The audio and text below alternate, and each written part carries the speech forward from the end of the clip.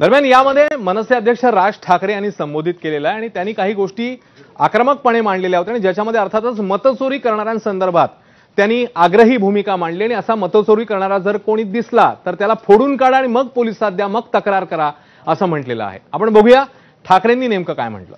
याद्यांवरती सगळ्यात जोरात काम करावं, चेहरे कळले पाहिजेत, एकेका यादीवरचे सगळ्यांना चेहरे कळले पाहिजेत. ती माणसं तिकडे मतदार नोंदणीचे म्हणजे आपलं मतदाराच्या ठिकाणी बसले पाहिजेत. आणि त्यानंतर जर समजा तिकडे हे दुबार तिबार वाले जर आले तिथेच फोडून काढायचे. बडवायचे आणि मग पोलिसांच्या हातात द्यायचे. आजपासून तुम्ही सगळ्यांनी आणि प्रत्येक राज्यातल्या प्रत्येक नागरिकांनी ही जबाबदारी घेतली पाहिजे की मत चोर जिकडे दिसेल तिथल्या तिथे त्याला फटकावला पाहिजेच. लोकशाही मार्गाने फटकवा. आता लोकशाहीचा मार्ग तुम्हाला माहितीये. आम्हाला कायदा हातात घ्यायचा नाहीये, पण कायद्याचा खोटा दांडुका जर आमच्या डोक्यात मारणार असाल तर त्या दांडुक्याचं सुद्धा काय करायचं हा सुद्धा निर्णय घ्यायला ही महाराष्ट्रातली जनता सक्षम आहे. दरम्यान यावेळी मतदार याद्यांमधल्या घोळांसंदर्भात विरोधकांनी, मवियाच्या नेत्यांनी, राज ठाकरेंनी आग्रही भूमिका मांडलेली आहे. शरद पवार, राज ठाकरे, उद्धव ठाकरे या सगळ्यांनीच विरोधकांनी सत्ताधाऱ्यांना लक्ष्य केलंय. बघूया. मी आज तुमच्यासाठी पुरावा देखील आणलाय ह्या सगळ्या दुबार मतदारांचा. काढते कापड. हे सगळे दुबार मतदार आहेत. हे एवढे सगळे दुबार मतदार आहेत. हे मी तुम्हाला आता जेवढे फक्त मतदारसंघ सांगितले तेवढ्यातले फक्त दुबार मतदार आहेत. म्हणजे तुम्हाला कल्पना येईल महाराष्ट्रामध्ये काय प्रकारचा गोंधळ येतो.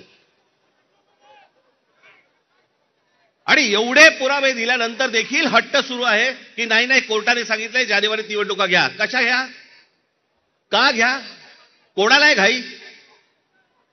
5 वर्ष निवडणुका घेतल्या नाहीयेत. 5 वर्ष. अजून 1 वर्ष गेलं तर काय फरक पडणार आहे. काय फरक पडतो. 5 वर्ष काही फरक नाही पडला. अजून 1 वर्ष गेलं.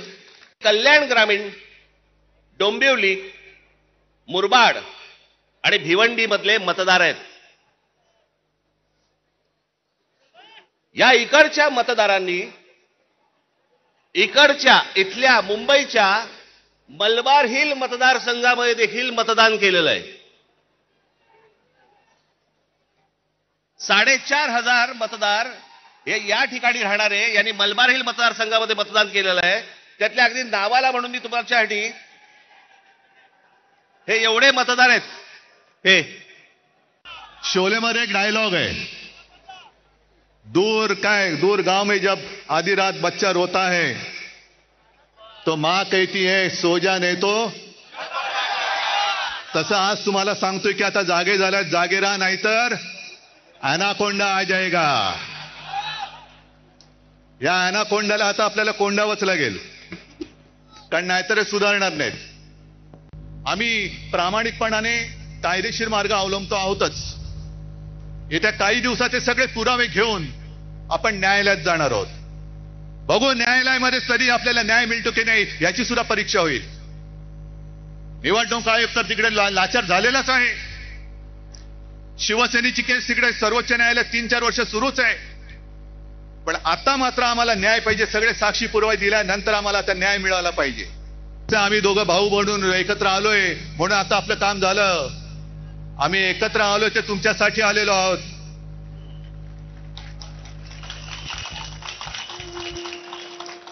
आम्ही एकत्र आलो आहोत ते मराठी माणसासाठी आलो आहोत. आम्ही एकत्र आलो ते हिंदूंसाठी आणि महाराष्ट्रासाठी आलेलो आहोत.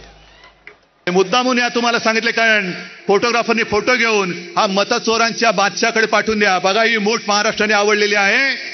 जर मत चोरी करून तुम्ही निवडणुका घेण्याचा प्रयत्न कराल तर ही मूठ तुमच्या टाळक्यात हाणल्याशिवाय राहणार नाही.